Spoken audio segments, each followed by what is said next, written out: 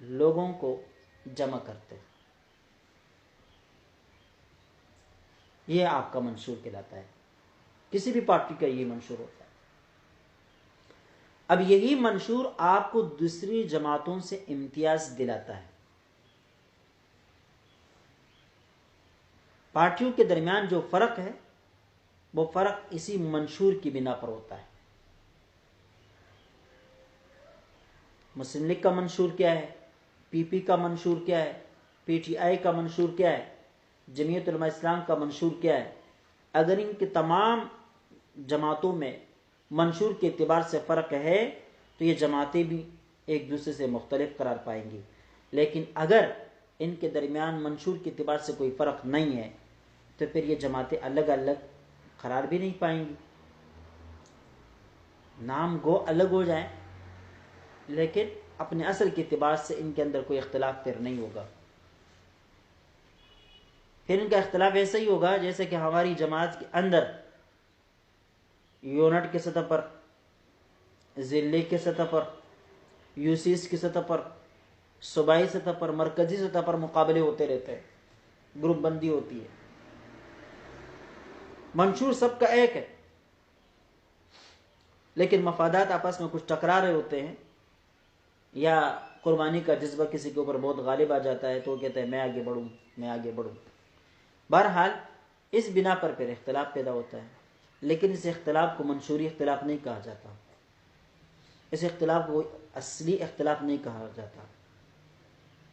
اسی طرح اگر ہمارے ان پارٹیوں کے ساتھ منشور کے اعتبار سے کوئی فرق نہ ہو تو پھر ہمارا ان کے ساتھ جو اختلاف ہے یہ کوئی اصلی اختلاف قرار نہیں پائے گا, اور ہمارا یہ منشور پھر ہمیں کوئی امتیاز نہیں دلائے گا.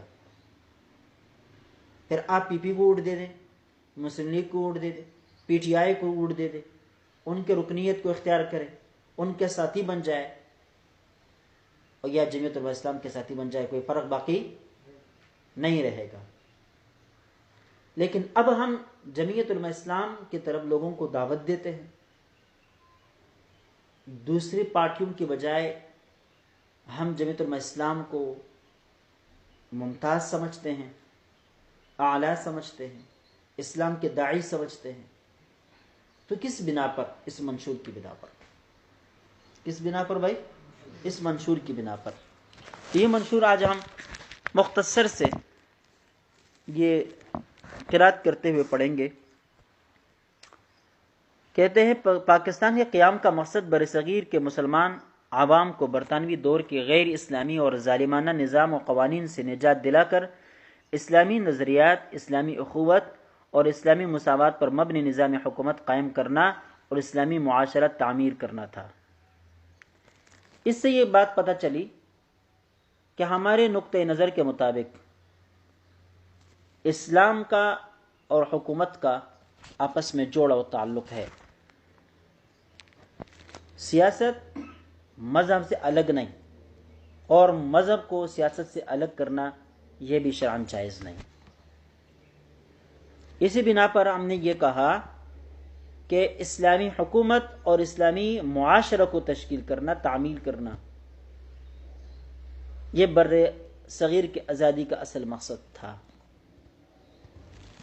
آگے اس کی تشریح آتی ہے. اس لیے ضروری ہے کہ پاکستان کا نظام حکومت خالص شریعت اسلامیہ کے احکام پر قائم کیا جائے اور اس کے زمام کار پاکستان کے مسلمان عوام, معتمد, منتخب اور اہل ترین افراد کے ہاتھوں میں ہو تاکہ پاکستان دنیا میں ایک مثالی اسلامی مملکت بن سکے.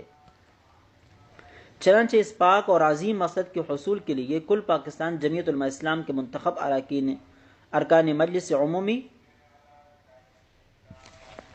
یہ ایک مقام پر جمع ہوئے اور انہوں نے یہ منشور مرتب کیا. اب یہاں ایک مختصر سی بات سمجھے. اس مختصر سے پیراگراف کے اندر آپ کو یہ بتلا دیا گیا کہ جمعیت علماء اسلام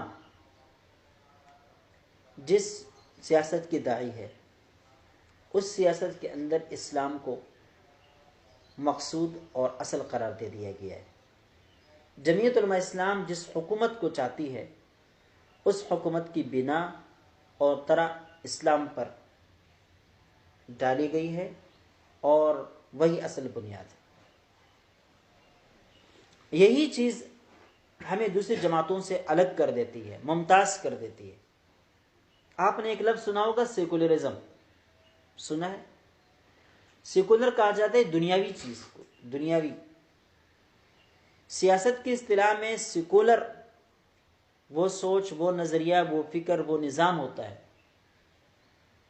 جو صرف اور صرف دنیاوی مفادات اور دنیاوی مصالح کی خاطر وجود میں آتا ہے.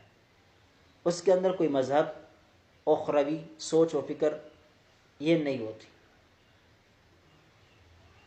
ہم جو کہتے ہیں کہ یہ سیکولر نظام ہے، اس کا مطلب یہ ہے کہ یہ نظام ایسا ہے جو صرف اور صرف دنیاوی مفادات اور دنیاوی مصالح کے خاطر مرتب کیا گیا ہے. اس میں مذہب کا کوئی مقام نہیں ہے، کوئی جگہ نہیں. تو یہ جو جتنی بھی سیاسی پارٹیاں ہیں، ان سیاسی پارٹیوں کا اصل منشور یہی ہے کہ نظام مملکت مذہب سے الگ ہونا چاہیے. کیا ہونا چاہیے؟ نظام مملکت مذہب سے الگ ہونا چاہیے. مسلمان اور غیر مسلم نظام حکومت کے اعتبار سے سب کے سب ایک ہیں اور ایک ہونی چاہیے. لہذا اگر کسی ملک کا صدر ایک مسلمان بن سکتا ہے، وزیر اعظم مسلمان بن سکتا ہے، تو پھر ساتھ ساتھ کوئی غیر مسلم بھی اس ملک کا صدر اور وزیر اعظم اور دوسرے عہدے پر وہ برانجمان اور اس کا ذمہ دار بن سکتا ہے.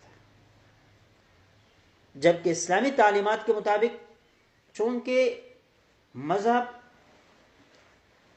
سیاست کے اندر دخیل ہے اور سیاست کو مذہب سے الگ نہیں کیا جا سکتا، لہذا جو احکام مذہبی ہیں وہی احکام سیاست کے اندر چلیں گے.